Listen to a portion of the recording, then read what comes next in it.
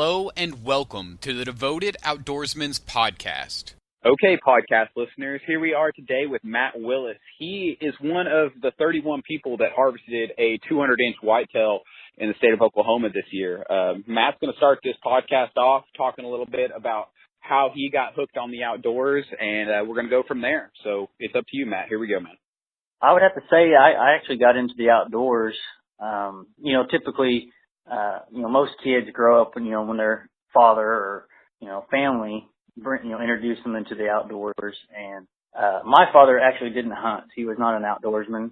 I think I kind of got that through my grandfather, who I actually never had a chance to actually hunt or fish with him. He died before I was actually old enough to get into it. But I was originally from Tulsa, and my parents made a decision to move to the Shawnee area. So we kind of moved out more in the more rural part. And basically I was growing up out here in the fields and in the woods, and I didn't know any different, So I actually owe it quite a bit to my parents moving to where we did, because otherwise I'd probably become, city boy and wouldn't know anything about the outdoors. So that actually really helped me out. And as far as getting into actually hunting and fishing, a good friend of mine, he's like a brother to me, known him my entire life. His father was actually just hardcore outdoorsman. This guy was bow hunting in the 70s, when there hardly wasn't any deer. This guy was all the time taking us hunting and fishing. And of course, I just wanted to be in the outdoors, hang out with my friend. And I think it just kind of was the snowball effect, It just, I grew up in it and picked up a bow when I was about 12. Started out, bow fishing and, hanging out on the rivers, and it just transpired from there. My passion for the outdoors continued to grow. And once I actually started, chasing whitetail and hunting, and that first harvest with your bow, there's nothing like it. And I was hooked from there on. So basically my passion for the outdoors, my love for it, came at a very young age, but I actually owe that to a man by the name of Irvy Orton. That was my best friend's dad, who introduced me into the actually hunting aspect of it. Well, that's kind of funny you say that. You moved from Tulsa to out into the country. My story is kind of similar, but the opposite. I used to live down in southeastern Oklahoma when I was a kid. And as I got older, my family, they decided to move up here to Tulsa. My mom, she didn't like the twang I started getting in my voice, she said. So we moved up here to Tulsa. Maybe I would have ended up being an outdoorsman anyways. I may have worded that wrong. I'm not saying that guys that live in the city can't hunt and do those things. I'm just saying I don't know where I would be if mom and dad hadn't moved me out to the country. Like I said, I grew up out here, picking up turtles and fishing and frog gigging. And that's really pretty much all I knew. But if they hadn't moved to where we did, I don't know what I'd be doing, If maybe there's a possibility of me never being able to experience the outdoors, I guess is what I'm saying. And I think that's what's really kind of awesome about just outdoor activities and people that are involved in the outdoors. You said your buddy's dad is kind of the one who introduced you into it all. And, you and your buddy had a bond, and you guys wanted to hunt and fish or do whatever, just out in the outdoors a lot. And that reminds me a lot of me and my younger brother. But it's awesome that he introduced you and gave you that opportunity. Absolutely. Like I said, I owe it to him. This guy, he very well could have just, packed his gear and headed to the woods and, to hunt himself. And instead, he's lugging, these two 10-year-old boys with him. And, he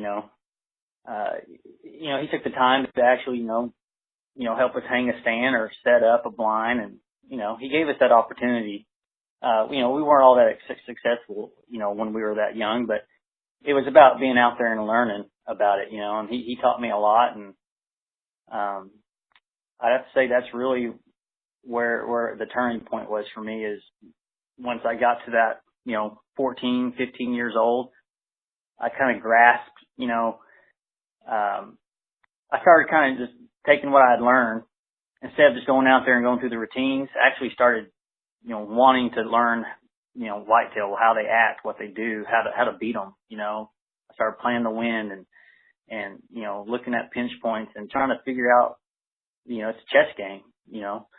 That's why I love hunting so much. I love to hunt for just the fact to be out in the woods. I mean, I just love being out there. I'd rather be out in the woods than, in some mall or, packed room of people any day. But, not only do I get to eat them, but it's the chess game. I like to try to find a big mature whitetail, and I like to outsmart him. I like to try to move in on him, find out where he's bedding, and get on him. And ultimately, at the end of the day, if I get to take him, then that's just a bonus. So. Well, man, I think he definitely taught you quite a bit, and you've learned a lot over the years, and that kind of got you where you're at today with this giant buck you harvested this year. You said his name is you named him Trump. That's a pretty unique name. Yeah, I kind of started to second guess that because I didn't want to be like, I just killed Trump, for obvious reasons. But when I saw him, he trumped anything and everything I'd ever seen on trail camera. And basically he trumped everything that was on the property at that point, and he's kind of the commander in chief of the property is kind of, I guess, where it came from. So. And you said you didn't really have any prior history with this deer until this year, correct? That is correct. I've had the property for quite some time. I actually grew up hunting this piece of property, and I've been blessed enough to harvest several whitetail off of it, but it's really not my go-to. I have other properties that I tend to spend a little more time preseason, trying to work, on food plots and everything that goes into that. But this is kind of a little spot that it's been known to hold some pretty good bucks in the past, but it's kind of just hit and miss, I actually hadn't hunted this piece of property in several years. I kind of focused more of my time on other properties that had permission or had leased and stuff. And of course I had bought some land, there, in between there, but, I tend to spend a little more time on that because, I bought it and I'm trying to manage it and grow that. But for whatever reason, man, I just decided I was gonna go into this piece of property. I went in, probably in July. I'd gone in with a skid steer and kind of cut me a trail through some open timber. It's basically a big acorn flat up through there. And I remember there's this little clearing up there in the trees, and I wanted to go in there and kind of clean that up a little bit and plant a little food plot up there. I always thought in the past years that it'd be a real cool spot for a food plot, and that's what I did. I went in, I invested a little time, a little work, cleared it out. I went in and brush hogged it. I sprayed it. And then, I went in and planted a food plot, I think, probably the last week. I would say last week of August, I think, is when I planted the food plot. I had actually placed a trail camera on the edge of this plot and, had a feeder out. And honestly, I hadn't even checked the camera. The camera had been rolling for, 3 or 4 weeks. And of course I had a lot of trail camera pictures of me on the tractor going by and working ground and stuff. And, I just didn't, never would have dreamed that this deer would have been, on that property. And by the time I actually pulled the car and got home, I was going through the pictures, it's just, does and dinks and then bam, there he was. It blew my mind when I saw him.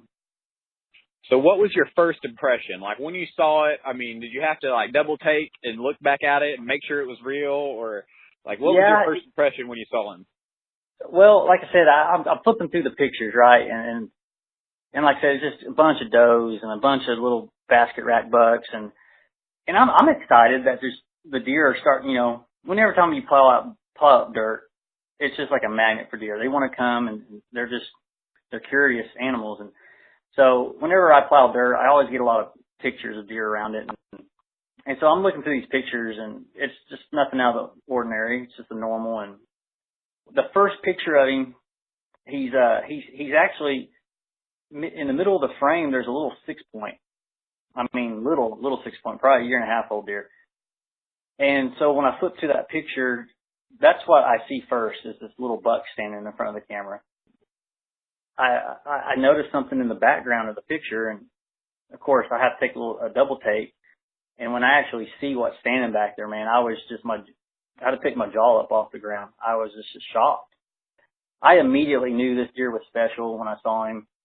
Of course, in velvet, they always look bigger. But when I saw him, a lot of people go, "Oh, well, that's a 200. That's a 200. That's." And when I saw him, I said, "That's a 200." I mean, it was the first time I think I actually got to say it when it was. It was true.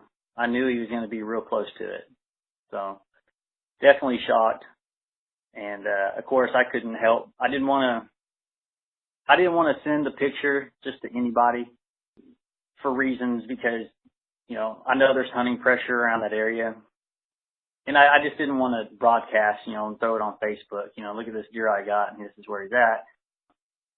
So I showed, a select few of my friends, and they all seemed to agree that, he was going to be pushing 200. And I actually had sent the picture to Mr. George Moore, who is a official boone-crocket scorer for the state, good friend of mine. And George said, get him killed. He's going to go. He's going to go big. And so at that time, I knew that was the deer that I had to hunt, and I was willing to pass any other deer that came in front of me until I could get him on the ground. So that's exactly what I did. It's kind of funny you bring up George because he was on the podcast, I think it was 3 weeks ago, just kind of talking about all the deer that were harvested in Oklahoma this year. Yeah, it was a very unbelievable year. It's record-breaking year. But once you got the pictures, what was your game plan once you found out that he was there? I mean, I'm assuming you got multiple pictures of him. Well, honestly, he showed up on August 4th, which, like I said, that I had been in there doing all kinds of work on the tractor and the skid steer, and I was planting food plot, and and when I got that first picture of him on August 4th is when he showed up. Like I said, this is probably first week of September when I checked the camera. So, dang near a month had gone by, and he wasn't back on it. He showed up on August 4th, and he wasn't on camera up until, the day I checked it. And so he basically showed up that one day, and which kind of threw me off because a lot of times in that summer pattern, those deer will hang out in that one particular spot or on that property. They kind of call that place home until they go hardhorn. And then a lot of times, you'll see the deer that you've got pictures all summer long in velvet. Once they go hardhorn, a lot of times they'll just disappear. I call it the trade. You just never know if you're going to get a fair trade or not because you might be watching a really nice deer all summer in velvet. He goes hardhorn, he disappears, and then a new buck shows up. And you just never know if it's going to be a buck as good as he was or a smaller buck. And that's just kind of how it tends to work out for me. And I didn't know if he was going to stick around. And I didn't know if maybe it was just a fluke deal, and he just happened to pass through. And I got a picture of him, and he left. So I was hoping that what I was feeding, was enough to maybe keep him in the area and he'd want to come back. And he actually did not show back up on camera until I think September 14th. Of course, it was like Christmas. I couldn't wait to go check that camera. But even then, knowing that deer was in that property, I was worried maybe all the work I had been doing in there may have pushed him out because, like I said, he wasn't on camera. And so I was really trying to be smart about going in to check that camera. I didn't want to go in. I want to basically go in midday, in heat of the day. I actually, I play my winds, and even when I go check my cameras, I'm smart about it. If basically the access point to that camera, I wanted to check it with the best wind possible where it wasn't blowing into the acorn flat where I knew deer would bed. But I knew with that deer being that big, I had to be smart. And, I may have taken that, to extreme limits, but I thought that's what I would need to do to end up killing a deer like that. And I'm glad I did because there's no telling, what I could have done to bump him and booger him up. But once I got the picture of him, September 14th, he was hardhorn. And, I mean, he didn't have, even a speck of velvet left on his horns, which is amazing because the characteristics of this deer's rack and all the fingers and points and kickers, and it's amazing to me that those deer know their rack, every inch of it, and how to get all that velvet off. Because, I mean, like I said, picture to have him, he's in velvet. Next picture, he was hardhorn, clean, and I thought, I might really have a chance at this deer. If he sticks around, I had 3 weeks to go or 2 weeks ago before season started at that point, and I'm thinking, he's hardhorn, he hasn't left, I might just have a chance at him, and so from that point on, I knew I had to play it smart and try to get some intel on him basically at that point. It was time to go in and try to put out as many cameras as I could on pinch points, on creeks. I wanted to find out where this deer was bedding and try to get a game plan as far as that goes. How many points did this deer end up having? He ended up with 34 scoreable points. He netted right at 200, which is awesome because I didn't think he would actually net 200, but he did, so that's awesome. But he actually gross scored 211, and the funny thing about this is this deer has a very unique drop time coming off of his left side. It's, I would say, approximately 6-inch drop time, maybe a little longer. He had it, which I thought, well, he's going to snap that off. Or he has a lot of points that I thought would probably be busted up and broken the longer I went into the season. Actually, when I harvested him, he broke that tine off when I shot him. And so if he would have had that tine on, I think George said he would have grossed probably closer to 218, probably 217 and some change.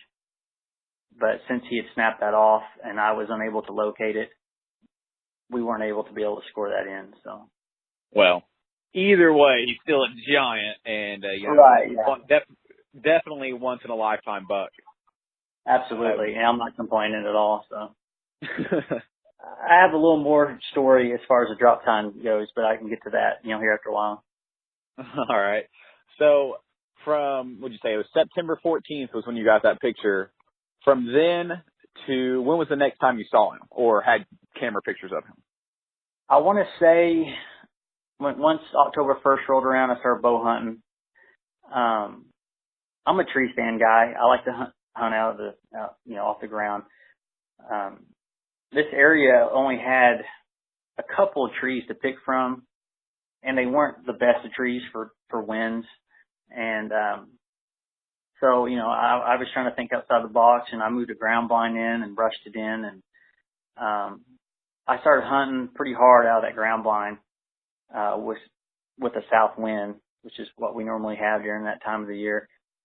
I hunted, I want to say, all but maybe 3 or 4 days out of October, and I never saw this deer on the hoof. I think I got a picture of him on October 17th, and it was, right at dusk. It was probably too late to see my pin to shoot him. And of course I wasn't there.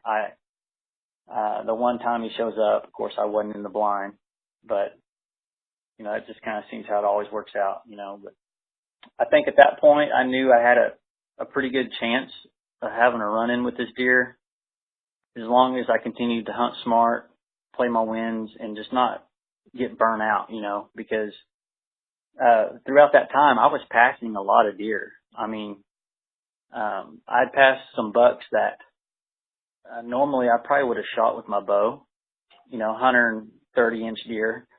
I was letting walk, but I was committed to hold out, and I was going to hunt that deer and not give in to anything else. It's not very often a guy gets a 200-inch deer show up on his camera out of nowhere, and then if I was going to do it, I was going to do it right, So I was holding out for him at that point. Trying to think of when I actually first laid eyes on him. I guess you could fast forward to muzzleloader season. I always shoot my muzzleloader before I go to the woods every year. Shot the smoke pole. Everything was dialed in. I was ready to go. I got in the stand. I want to say it was the second day of muzzleloader. It was a morning hunt. I'll be honest, up until that point, I was pretty mentally drained. I mean, and physically. I'd put a lot of time in the woods up to that point.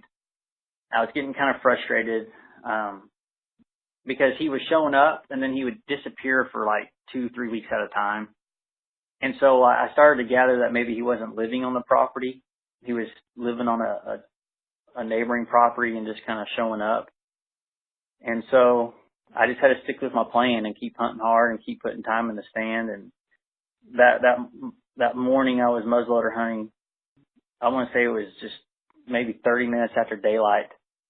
It was a real kind of muggy morning, I remember, and it just wasn't the best hunting conditions as far as weather goes and stuff. But I noticed that little 6-point come up out of a draw. I got my binoculars on him. I saw that's a little buck. The more I looked at him, I realized it was the 6-point. That it seems like every trail camera picture I had of this buck, that 6-point was in that picture with him. For whatever reason, that little 6-point was hanging out with him. And so when I saw that 6-point, I knew that there was a pretty good chance that he may be with him. And of course, you know, it was just a couple minutes later, I saw his horns coming up out of the bottom. I still film all of my hunts. Kind of going back to the beginning real quick, I knew that this deer was special, like I said, and I wanted to document, you know, the entire story on camera.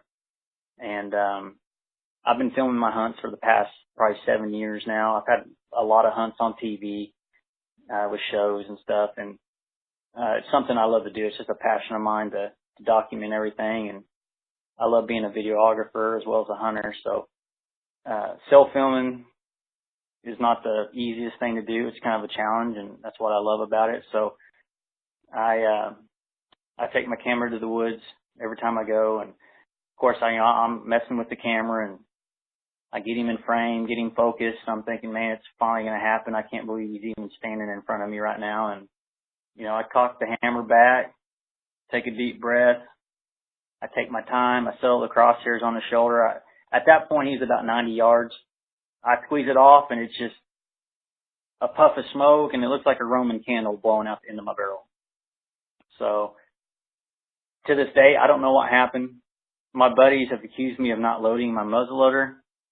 Absolutely crazy, because that's not something I forget to do. I'm not sure if the powder got wet, if I had moisture, or what happened, but it happened, and the muzzleloader misfired, and that was all she wrote for that day. He spun around and ran away, which I thought would probably be out of my life forever at that point. I bet when you pulled the trigger and there was a snap and no boom, I bet your heart dropped. And I mean, I don't even know how I would handle that situation. I mean, how did you handle it? Not very good. Of course, you know, I spun the camera around back to me. I'm trying, you know, I'm just in disbelief at this point. I'm trying to just kind of take it all in of what happened. You know, the biggest deer I'd ever had opportunity at in my life, that I've been hunting nonstop, was standing 90 yards broadside, and, you know, why did my gun do this? You know, so I'm trying to figure out if the gun's still loaded, if I need to reload it. I kind of went into freak out mode there for a second, just trying to calm myself down.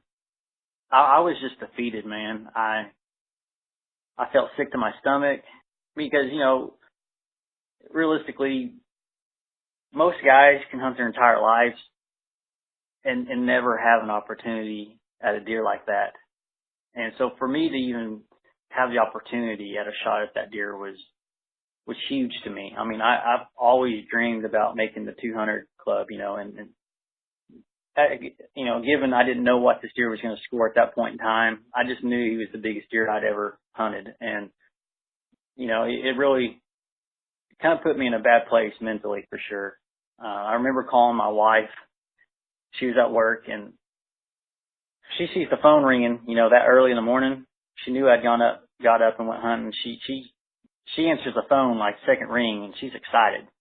She thinks I got him, and I had to tell her, I said, my muzzleloader just misfired on him. I don't know what happened. Of course she was just sick for me. She knew how much it meant to me and how hard I'd been hunting for him. And being the supporting wife she is, she's like, well, don't worry, he'll come back. I'm like, yeah, right. This deer's gone forever, but it was what it was. And to this day, we still don't know what happened. The muzzleloader actually went off, because it on video, you can hear it. It goes off, but it just blows sparks out the barrel. It had to have shot a projectile out the barrel because it was loaded.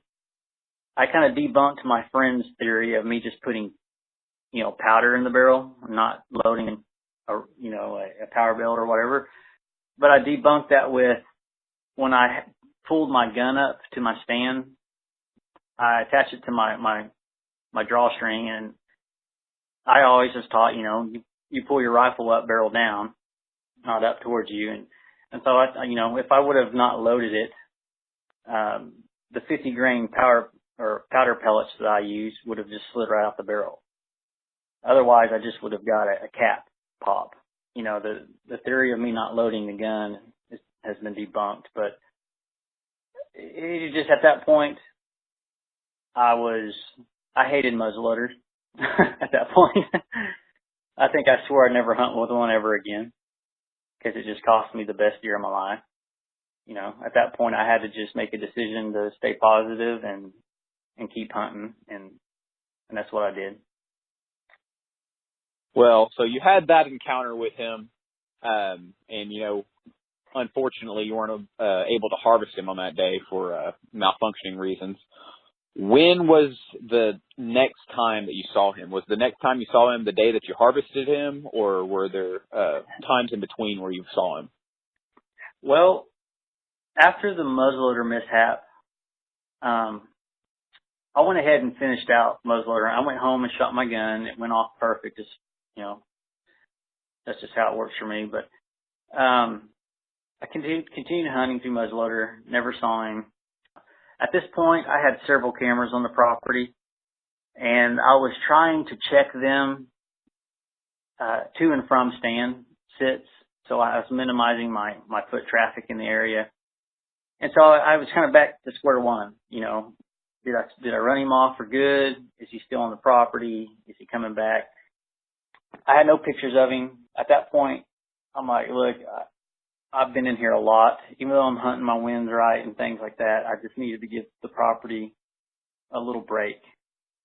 I take a annual hunting trip to northwestern Missouri every year. I've been going for the past 15 years with some friends of mine. We have some really good private ground up there. And that hunt usually lasts anywhere between 8 to 10 days, depending on how we do. And that was just right around the corner. So that really helped me mentally. I got out of the state. I got some new scenery. I hunted with some buddies. I actually ended up killing a really nice deer with my rifle up there, which kind of gave me that second wind.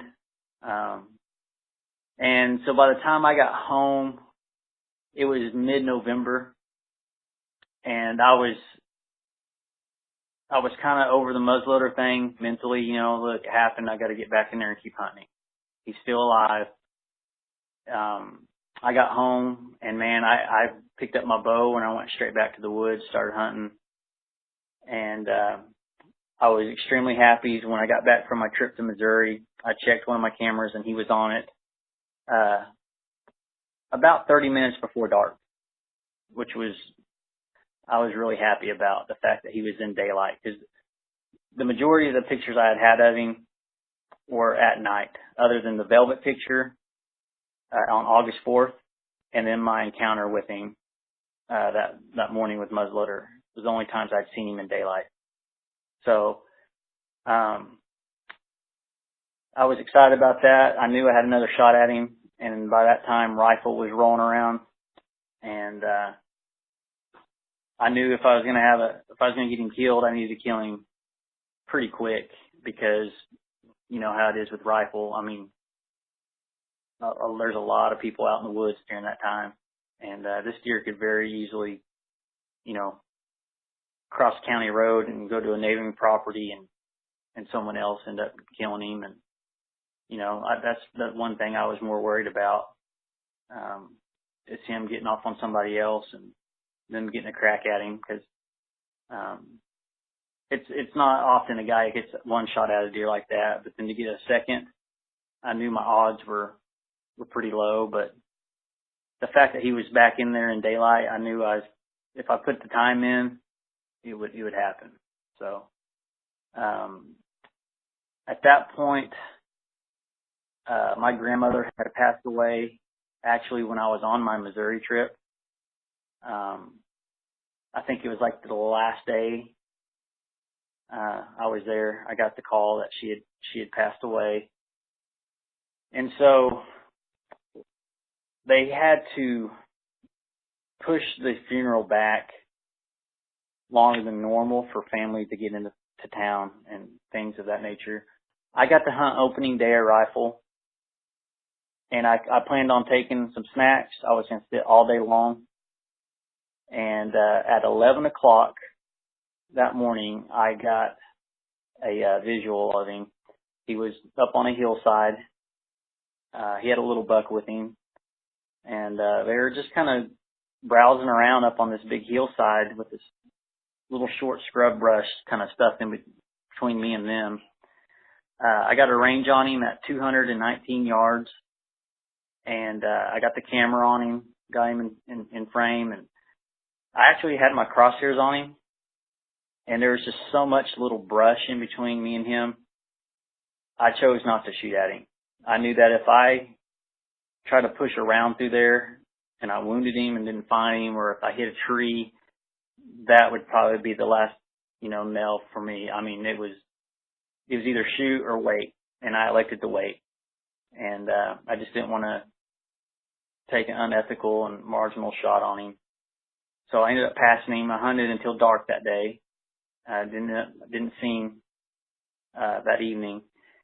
And then that was on the 19th of November is when that happened. I had to get up on the 20th. I had to go back to Tulsa for my grandmother's funeral. So I was unable to hunt that morning.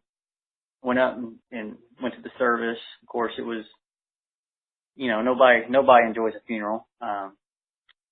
So, you go through that process and you're with family. And honestly, I didn't even plan on hunting that day because I didn't think we'd make it back in time. But by the time we actually got back home from the funeral and everything, it was about 2 o'clock in the afternoon. And I remember being tired because I'd been hunting pretty hard and I had to get up early for the funeral. And I went and laid down and took a nap, and it was really, really windy that day.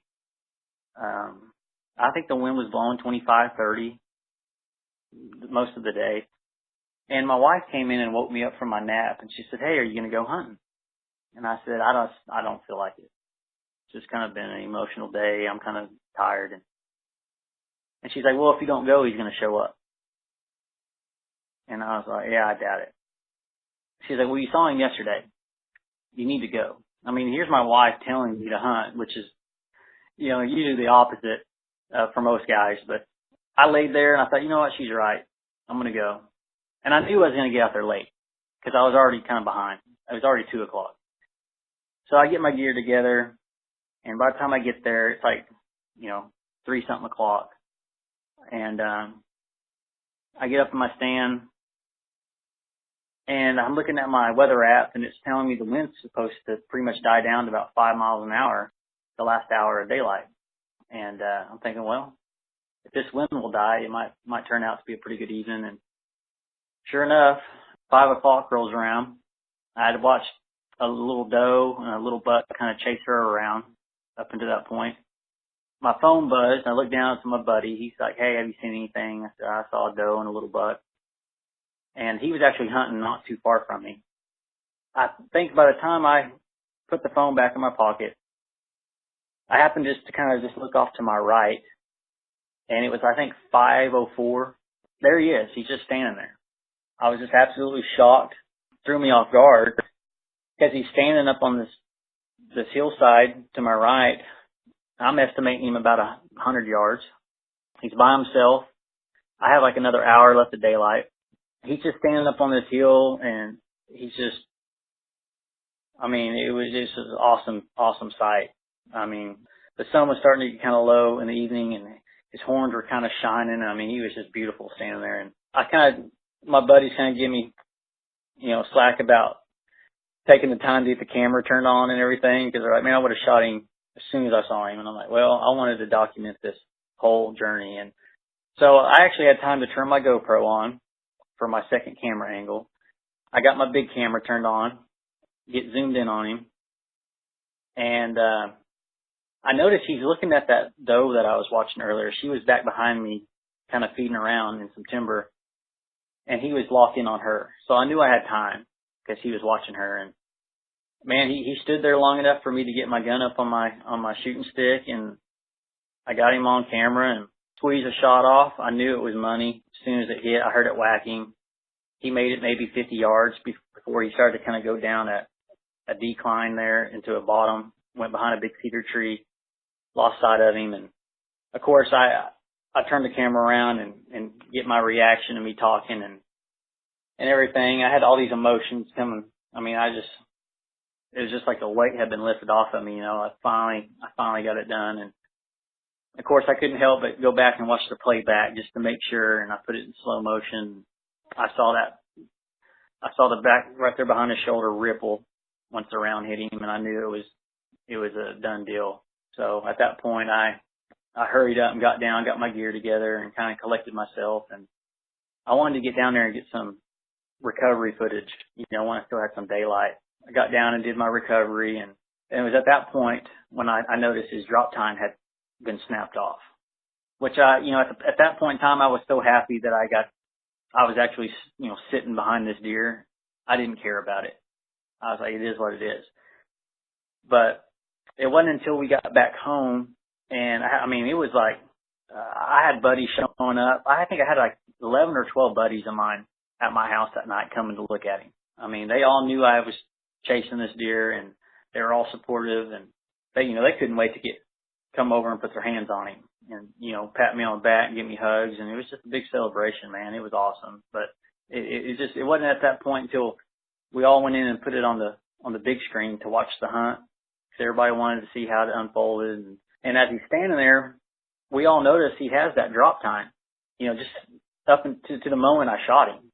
It was on him. It's clear as day. And a buddy of mine's like, he's got the drop time right there. I'm like, it sure as heck does, and he's like, it's probably just laying out there. He only went 50 yards. Like, let's go back out there and find this thing. Of course, I'm all for it. So I end up going back out to the property that night with headlamps and flashlights.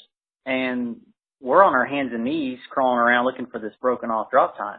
And of course, after about an hour, we're like, well, we'll come back tomorrow in the daylight, and I'm sure we'll find it laying here. And so that's what I did, and I was unable to locate it. And at that point, it was kind of funny. I kind of had a search party. I had friends coming and volunteering to come look for this drop time. I wanted to find it, but at the end of the day, if I didn't, that was fine with me.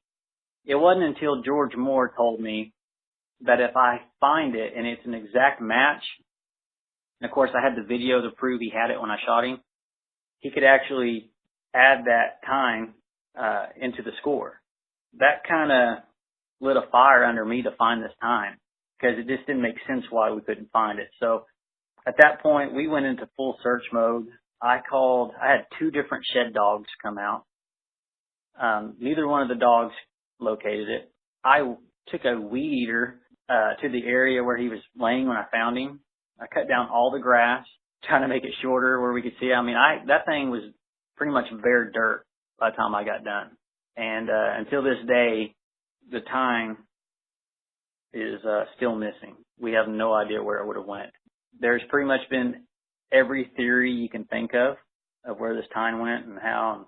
And the only one that me and George and and the lady that owned the shed dog, one of the shed dogs, could come up with that made sense is she thinks that a coyote may have picked this shed up, because I ended up field dressing this deer right down there, kind of where I had found him and did my recovery, which immediately, you know, becomes a hot spot for coyotes to start showing up. At first she said, I think a coyote got it. And I'm like, no, there's no way. But she's like, they're a dog. I mean, it's a bone. And she said, it has a very distinct smell. And if a coyote walks by and he smells it, he's going to pick it up and chew on it. He's going to take it. That's kind of the theory we've gone with up into this point. Some people think it's in the ground, but it was really, really hard ground. There was a lot of rock in it, which made it almost impossible for it to be snapped off into the ground, I would think. But, you know, it is what it is. I was unable to locate it. But once George made the official score on the deer and it went into the book, I rebuilt the tine, and it looks really good. I'm really happy with it. You can't even, I mean, I use trail camera pictures as references, and it's pretty much spot on. So it all worked out. Man, that's pretty crazy. Just the fact that, you know, when he showed up, it was, you know, just basically a perfect scenario, you know, like you're saying. And, you know, he just showed up and he's just there, just like the perfect shot, gave you time to get your cameras and everything set up. And that's really one of the things I find amazing about this is you got it all on film, and, you know, you documented it very well, and I'm sure, you know, somebody will pick that up and turn it into something amazing. And yeah. Oh, I'm excited to have it edited and you know, produced, and as far as where it will go, or where, if it's aired on TV, if I don't care either way. It's just the fact that I have it. It's the all-time best hunt of my life, as far as, you know, the biggest, most coolest deer I've ever seen, and got the opportunity to hunt, and the fact that I have it all on video, and I have it, I can go back and watch it and reminisce on it. It's going to be really cool once it gets done. But as far as if it's aired on TV, like I said, I've been on a couple shows, and I've kind of gone through the TV thing. You know, if a bigger show or somebody contacts me and wants to air it, you know, I'd probably maybe want to do something like that. But I definitely won't ever sell the rights to it as far as the footage goes. But I have, you know, me putting in the food plots, all my preseason prep and work, all the trail camera pictures, all my sits, my encounters with him, my muzzleloader mishap, and then all the way up until where I got to actually, you know, take a shot at him and get him on the ground. And the fact that I had to bury my grandmother earlier that day, and I was just kind of not in a good place as far as, you know, mentally and emotionally. I just didn't really want to do a whole lot. And I actually owe the entire hunt to my wife for pushing me to get up and go, you know. You know, a lot of people say maybe Grandma pulled some strings for me and made him step out. So I don't know. I mean, that's very possible. You know, she might have been up there giving, you know, putting the luck on your side there. Just the whole everything leading up to that point, and the way he stepped out an hour before dark and just stood there broadside for me and gave me the opportunity to get all my camera gear, you know, on and operating and on him. And it was a roller coaster ride for sure. I mean, this deer, I had highs and I had lows, and, you know, I think most importantly is I didn't give up on him. I stuck with it and kept hunting. As long as he was still showing up on camera, I was going to put every minute I could hunt, you know, in the stand. And that's what I did. I had several all-day sits. Honestly, I never hunted that hard for a deer, ever. But I knew he was going to be worth it, and he definitely was, for sure. Well, man, you know, thank you very much for giving me the opportunity to, you know, record your story and put it out there for people to listen to. I'm sure there's going to be lots of people that love listening to it, and I'm sure there'll be lots of people that love watching that video whenever it gets put out, however it does. Oh, I appreciate the opportunity, man. Man, what an amazing story. I hope you guys had just as much fun listening to it as I did. Like always, go check out the YouTube channel and the Facebook page. If you like what you see, give me a like or a subscribe. That's The Devoted Outdoorsman on YouTube and on Facebook. So until next time, The Devoted Outdoorsman logging out.